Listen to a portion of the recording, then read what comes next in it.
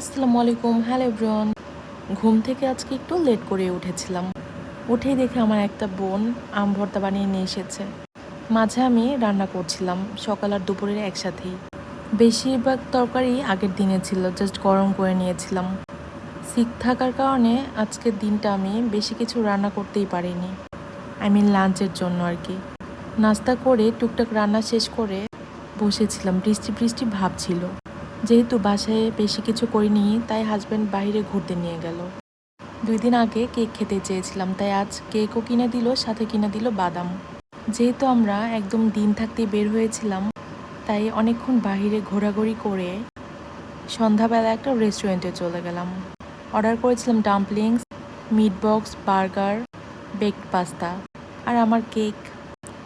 প্রতিটি আইটেম এত মজার ছিল, আর ফুডগুলো খুব রিজনেবল প্রাইসের মতো রেখেছে তারা। আমার কাছে প্রত্যেকটা আইটেম বেশ ভালো লেগেছে। ডাম্পলিংসের ভেতরে চিকেনের স্টাফিংসটা ভরপুর ছিল। শেলটা পাতলা হওয়ায় খেতে বেশ ভালো লাগছিল। রুফটপ হওয়ায় খুব বাতাস লাগছিল। মোট কথা, যেমন খাবারের জন্য ভালো লাগছিল, তেমন ওয়েদারটাও বেশ ভালো ছিল। সব মিলিয়ে দিনটা বেশ ভালো কেটেছে। আলহামদুলিল্লাহ, আলহামদুলিল্লাহ, আলহামদুলিল্লাহ। সিক থাকার কারণে বাসায় ভালোই লাগছিল না। বাইরে বের হওয়ার পর মুডটা কেন জানি খুব ভালো হয়ে গেল। আমি ঘুরতে খুব পছন্দ করি, আর আমার হাজব্যান্ড ঘোরাতে খুব পছন্দ করে।